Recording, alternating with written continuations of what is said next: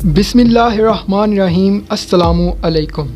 حالیہ chairman NAB ایک بیان دیا تھا کہ ہواؤں کا رخ اب بدلنے جا رہا ہے اور عملی طور پر بھی ہمیں اب ہواؤں کا رخ بدلتا ہوا نظر آ رہا ہے۔ چینی اسکینڈل پر جو چینی کمیشن بنایا گیا تھا، انہوں نے اسد عمر اور عثمان بزدار کو طلب کر لیا۔ ان دونوں سے جو سوالات پوچھے گئے ان میں بہت زیادہ تضاد پایا گیا۔ اب واجد ضیاء عمران خان وزیر اعظم پاکستان کو طلب کرنے جا رہے ہیں۔ اس سکینڈل کے اندر اس تمام صورتحال میں جو اس وقت ہمیں نظر آ رہی ہے، دو صورتیں ہو سکتی ہیں۔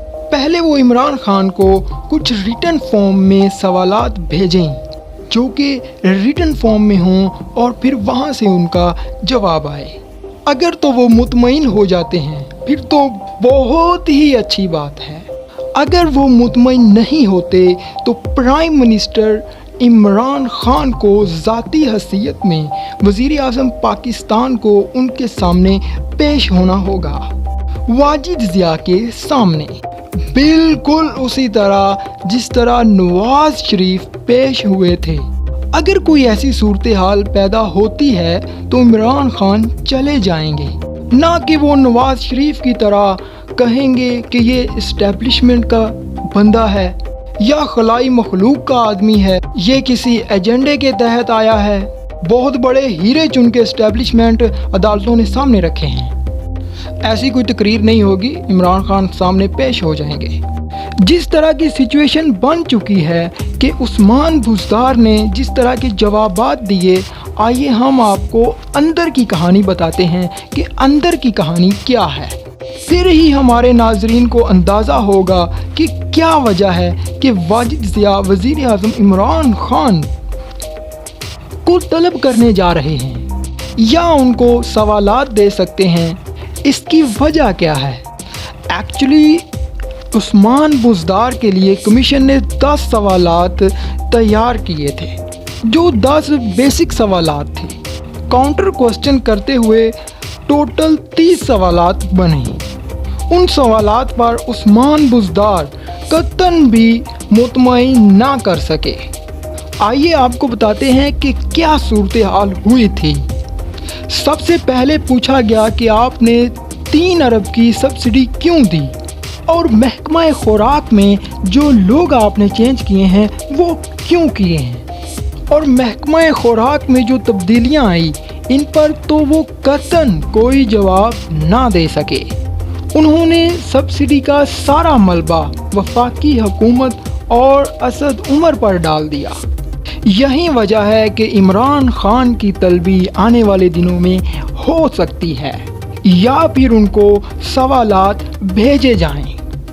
عثمان بزدار نے کہا کہ یہ ہمارا فیصلہ نہیں تھا 3 ارب کی سبسڈی دی جائے، یہ آپ جا کے وفاق سے پوچھیں، کیونکہ اس وقت ستمبر 2018 میں شوگر مل مالکان اور کاشتکاروں کا بہت زیادہ دباؤ تھا، اور انہوں نے کہا کہ ہمارے پاس 2 ملین میٹرک ٹن سرپلس چینی پڑی ہے، لہٰذا آپ ہمیں اس پر سبسڈی دیں اور چینی کو دوسرے ممالک میں بیچنے کی اجازت دیجیے۔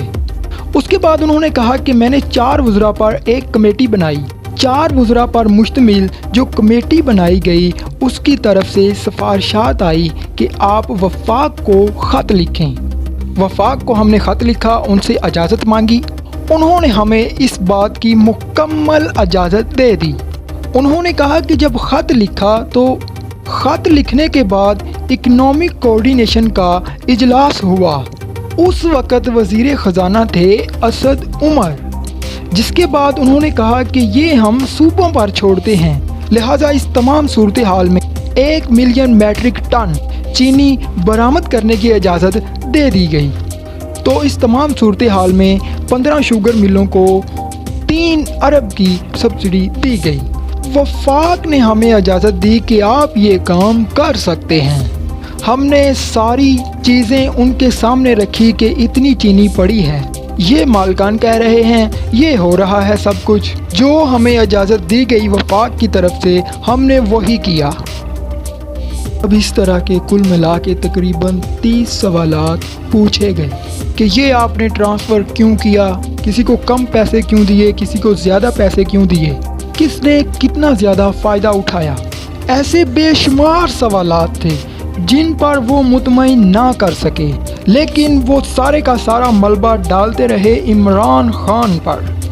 اب اس ساری سچویشن میں طارق بشیر چیمہ کی عمران خان سے ملاقات ہوئی۔ یہ بہت ہی عجیب و غریب قسم کی ملاقات ہوئی، جس میں انہوں نے کہا کہ پرائم منسٹر عمران خان صاحب، اگر آپ ہم سے اتنا ہی تنگ آ گئے ہیں تو آپ ہمیں نکال دیں۔ آپ نے تو ہمارا 21 سال پرانا کیس کھول دیا ہے، ہمیں کیوں بیعزت کرنا چاہتے ہیں؟ اس پر عمران خان نے کہا کہ کم از کم میں تو اس نیب کے کیس کے پیچھے نہیں ہوں، جو بھی ہے وہ میں آپ کو بعد میں بتا دوں گا۔ اگر اس سارے مسئلے کو آپ سمجھے کہ عمران خان پیچھے ہے تو یہ سن لیں کہ عمران خان کی یہ عادت نہیں ہے کہ پیٹھ سے وار کرنے کی۔ میں نے اگر کسی سے لڑنا ہوتا ہے تو میں فرنٹ پر لڑتا ہوں۔ آپ میری 23 سالہ زندگی دیکھ لیں کہ چاہے وہ نواز شریف ہو چاہے وہ مشرف ہو، میں نے جب بھی لڑائی کی ہے فرنٹ سے کی ہے۔ لہٰذا چیئرمین نیب نے میرے سے پوچھ کر آپ کا کیس نہیں کھولا۔ اس ساری صورتحال کے پیچھے کون ہے وہ میں آپ کو بعد میں بتا دوں گا۔ یہاں سے آپ اندازہ کر سکتے ہیں کہ چیزیں کس طرح بدل رہی ہیں، تلخیاں کس طرف جا رہی ہیں۔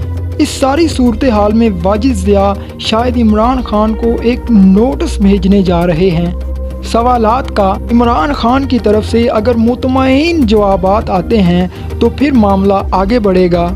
اب واجد ضیاء کے پاس اتنے زیادہ ثبوت اکٹھے ہو چکے ہیں، اتنا زیادہ ان کے پاس مواد ہے، اب ان کو اندازہ ہو چکا ہے کہ کون کون اس میں شامل تھا۔ لہٰذا اب اس ساری صورتحال میں انہوں نے سب لوگوں کا موقف لینا ہے۔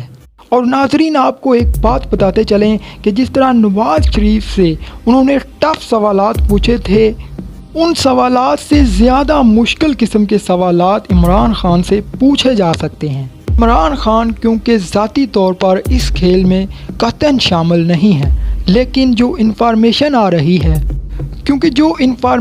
رہی ہے اس کے مطابق وفاقی حکومت اس کھیل میں شامل ہے، تو لہٰذا سارے کا سارا ملبہ عمران خان پر آ سکتا ہے، جو کہ عمران خان کے لیے بالکل بھی ٹھیک نہیں ہے۔ دوستو، تقوی ٹی وی کو سبسکرائب کریں، ویڈیو کو لائک کریں، شیئر کریں اور کمنٹ سیکشن میں اپنی رائے کا اظہار ضرور کریں۔